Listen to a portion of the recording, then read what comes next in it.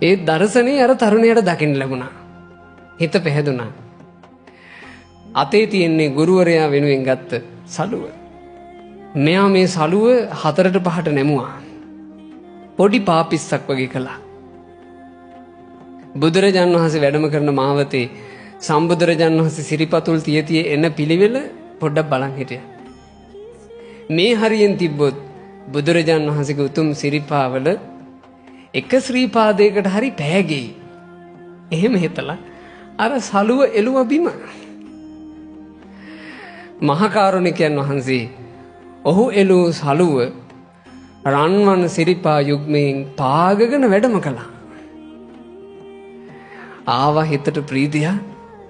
මං පිදු මගේ සලුව ඒ සම්මා සම්බුදුරජාණන් වහන්සේගේ රන්වන් සිරිපතුල ස්පර්ශ කළා. සතුටක් උපන්නා. ඒ සන්තෝෂෙන් එදා බුදුරජාණන් වහන්සේට සාදුකාර දීලා වැඳලු. ඔය සිද්ධිය වෙන්න පිංගුතුනේ කොච්චර පොඩි කාලයක්ද යන්න ඇත්තේ. දැක්ක භාග්‍යතුන් වහන්සේ පූජා කරන්න අතේ තිබ්බ දේ ගත්තා. පූජා කළා. ඉවරයි.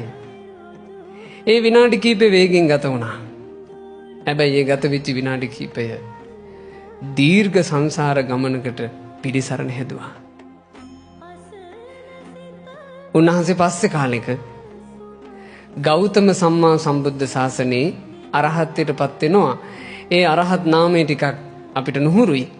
අක්ඛන්ත සංඤක රහතන් වහන්සේ. එහෙම තමයි කියලා තියෙන්නේ. ඒ රහතන් වහන්සේ අරහත්ත්වයට පත් වුණාට පස්සේ කියනවා මම මීට 94 කල්පයකට පෙර වටිනා සලුවක් බිම එලා බුදුරජුන්ට පිදු පිනේ අසිරිය බලන්ට මම මෙතුවක් දුගතිය දැක්කේ නැහැ. මම මේ ගෞතම සාසනේ අරහත්ත්වයට පත් උනේ ඒ සලුව පූජා කරපු පිනේ උපකාරයෙන් කියලා කිව්වා. ඔයාලට ජීවිතේ පාපිස්සක් පාවඩයක් වගේ පූජා කරගන්න ලැබෙනවා නම් ඕන් මතක් කරගන්න. බුදු කෙනෙකුට පයට පෑගෙන්න මොහොතකට සලුවක් පූජා කරලා තමන්ගේ ජීවිතේ නිවනින් කෙලවර වෙන පින.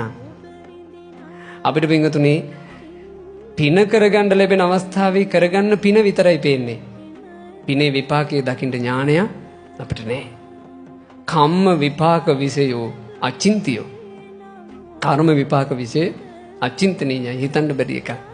හිතන්න බැරි පින් රැස් වෙයි. පින් කරන්න. පිනේ ඵලය අපිට හිතා ගන්න බැරි වුණාට කමන්නේ.